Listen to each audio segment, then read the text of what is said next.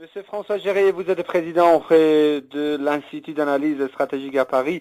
Merci beaucoup pour cet entretien que vous accordez à la radio francophone iranienne. Monsieur Géré, quelle analyse faites-vous sur la visite en Iran du président turc, Monsieur Abdallah Gül? Écoutez, cette visite s'inscrit dans l'intensification des relations entre la Turquie et l'Iran. Qui maintenant est une affaire importante depuis ces 3 dernières années. Elle correspond à la coopération sur les questions énergétiques, en particulier donc les accords qui ont été passés sur l'approvisionnement en gaz, qui a pris une dimension tout à fait considérable.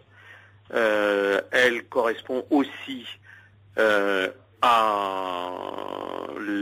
l'accord de Téhéran de l'année dernière sur le transfert éventuel de l'uranium faiblement enrichi de l'Iran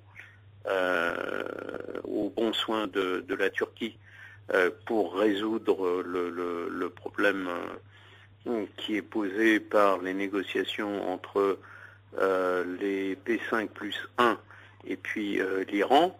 Et donc aujourd'hui, on a la confirmation de ce lien qui ne cesse de se renforcer sur la base d'un intérêt mutuel, sur la base d'une confiance, et qui constitue un élément important dans l'évolution de la situation stratégique dans la région, et qui évidemment conduira les présidents à s'interroger sur les événements récents qui se sont produits aussi bien en Tunisie et surtout en Égypte. Peut-on parler désormais, par exemple, de l'axe d'Ankara-Téhéran et leur rôle important dans la région? Écoutez, je crois qu'il faut être relativement prudent.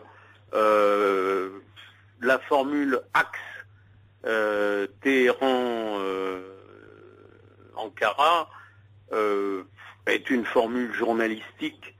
Vous savez qu'il y a quelques années, on parlait d'un axe entre la Turquie et Israël. La Turquie et Israël ont connu des difficultés considérables ces 2 dernières années. La qualité de la relation s'est incontestablement dégradée.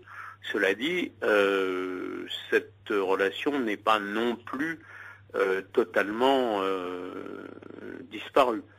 Donc, je dirais que la Turquie joue son rôle de pays non arabe dans le Moyen-Orient. La Turquie a aussi connu une certaine déception à l'égard de l'Union européenne, donc la Turquie regarde davantage du côté d'autres pays, ce qui fait qu'elle renforce ses liens, mais ce sont des liens d'intérêt économique. Ça ne veut pas dire nécessairement des liens militaires.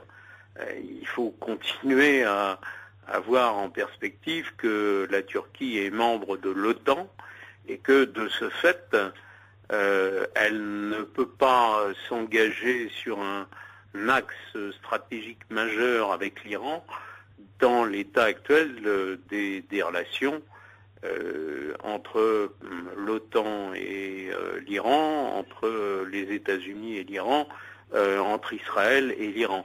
Donc oui, il y a des intérêts communs, ces intérêts sont extrêmement importants, ils ne font que se renforcer, ça ne veut pas dire nécessairement que ça soit un basculement total de la Turquie vers une autre stratégie.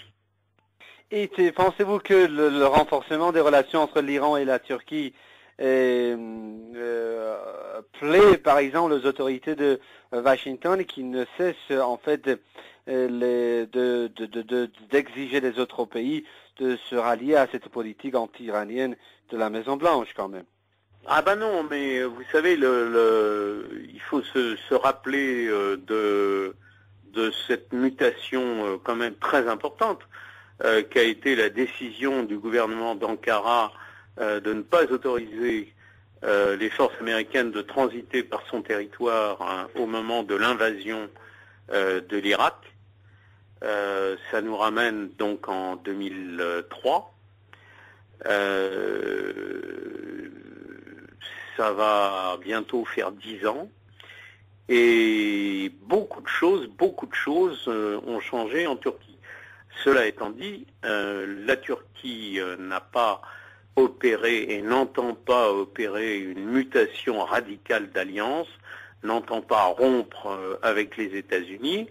Elle introduit, je dirais, une forme de pluralisme et une nouvelle complexité dans des relations qui étaient auparavant un petit peu monolithiques, et elle s'efforce d'introduire du pluralisme dans les relations entre les différents pays de la région et d'autre part les États-Unis, ce qui conduit à un rééquilibrage des relations